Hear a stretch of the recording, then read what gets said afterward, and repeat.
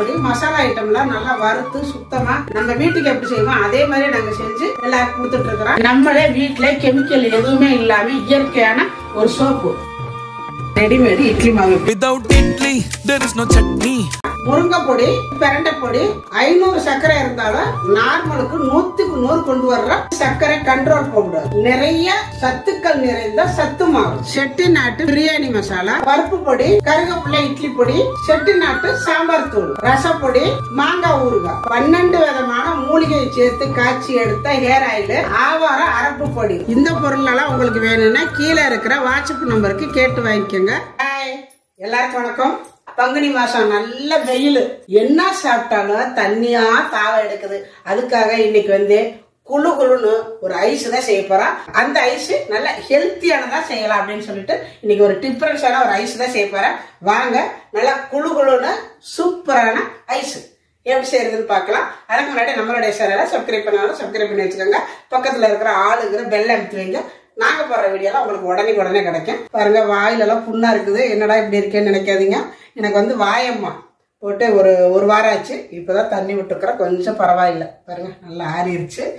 அதனால இதெல்லாம் நான் வந்து முகம் காட்டாம பேசினேன். இன்னைக்கு முகம் காட்டி பேசியிருக்கிறேன், கொஞ்சம் ஆறிடுச்சு. சரி வாங்க போய் எப்படி செய்யறதுன்னு பார்க்கலாம். நம்ம ஐஸ் செய்யறதுக்கு பாதாம் பருப்பு முந்திரி பருப்பு நைட்டே ஊற வச்சுட்டு இந்த பாதாம் பருப்பை மட்டும் நல்லா இந்த மாதிரி தோல் உரிச்சுக்கோங்க.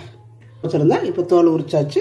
அதே மாதிரி முந்திரி பருப்பு இப்போ இது ரெண்டையும் சேர்த்து நல்லா, அதாவது ரொம்ப நைஸாக அரைக்காம ஓரளவு அரைச்சிக்கிறேன். முந்திரி பருப்பு ஊற வச்ச தண்ணி வேஸ்ட் பண்ணிடுறாங்க, அளவாக தான் ஊற வச்சுக்கணும். இப்போ அந்த தண்ணியோடவே நான் சேர்த்து அரைக்கிறேன். கொஞ்சம் கூட இருக்குது, அதனால் அதில் சேர்த்துக்கிட்டேன். இப்போ இதை வந்து 1-2 அரைச்சிக்கிட்டு காட்டுறேன். இந்த மாதிரி 1-2 அரைச்சிக்கணும். முதல்ல தண்ணி விடாமல் அரைச்சோம், அந்த முந்திரி ஊறின தண்ணியை மட்டும் சேர்த்து. இப்போ இதில் கொஞ்சமாக கெட்டிப்பால், உங்களுக்கு எந்த அளவுக்கு இனிப்பு தேவையோ அந்த அளவு இதில் இனிப்பு சேர்த்துக்கோங்க. நான் ஒரு 3 ஸ்பூன் அளவு போட்டிருக்கிறேன். ரொம்ப நைஸ் அரைச்சிடாம கொஞ்சம் அப்படியே திப்பியாக அரைக்கணும். அரைச்சிக்கிட்டு வந்து நான் காட்டுறேன். ஏன்னா நம்ம வந்து ஐஸ் சாப்பிடும் பொழுது அதில் 1-2 கடி விடணும். அதனால கொஞ்சம் திப்பியாக அரைச்சிக்கலாம். பாருங்க, இப்போ இந்த மாதிரி அரைச்சி எடுத்துக்கணும். கொஞ்சம் திப்பியாக இருக்குது பாருங்க, இந்த மாதிரி இருக்கணும். என்ன ஃப்ளேவர் வேணுமோ விட்டுக்கோங்க. நான் வந்து வெண்ணிலா எசன்ஸ் கொஞ்சமாக விடுறேன். ஊற்றிட்டு நல்லா மிக்ஸ் பண்ணி விட்டுறேன். ஒரு மோல்டு எடுத்துருக்கிறேன். இதுல வந்து அவங்க குச்சி கொடுத்துருக்குறாங்க. நம்ம மூடணும்னா பாதி தான் நிக்குது. இங்க பாருங்க, ஃபுல்லா வரமாட்டேங்குது. இப்போ நம்ம ஐஸ் எடுக்கும் பொழுது கீழே இருந்து இருந்தா தான் உங்களுக்கு அந்த குச்சி இப்படி எடுக்கும் பொழுது நல்லா வரும்.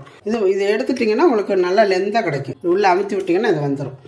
இப்போ இதை பார்த்தீங்கன்னா ஒரு டம்ளர்ல ஊற்றி வச்சிருக்கிறேன். இதில் ஊற்றிக்கலாம். நல்லா இந்த மாதிரி ஃபுல்லாக ஊற்றிக்கங்க. இதில் வந்து இதில் ஓட்டை இருக்கும், அந்த ஓட்டைகளை விட்டுறணும். இப்போ இந்த மாதிரி ஊற்றி உள்ள குச்சியெல்லாம் மாட்டிட்டு இப்போ இதை எடுத்து நம்ம பீ சர்க்கிளில் வச்சிடலாம்.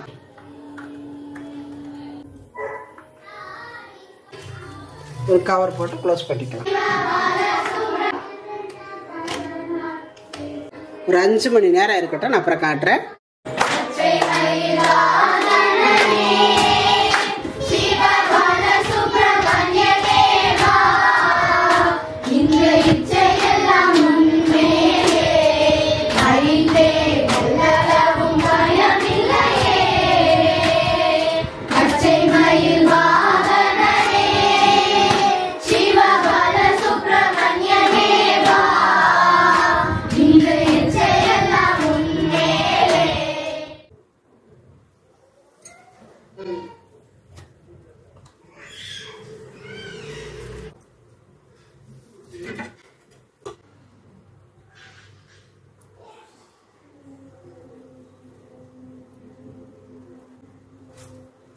குல்பி ஐஸ் மாதிரி இருக்கு பாருங்க, சூப்பரா இருக்கு, செம்மையா இருக்கு பாருங்க.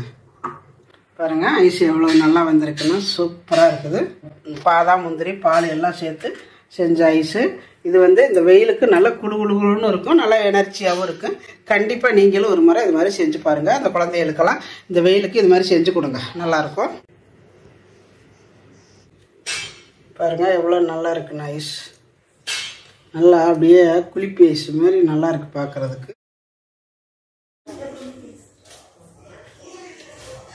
இதான் ஹெல்த்தியானு சொன்ன பாருங்க,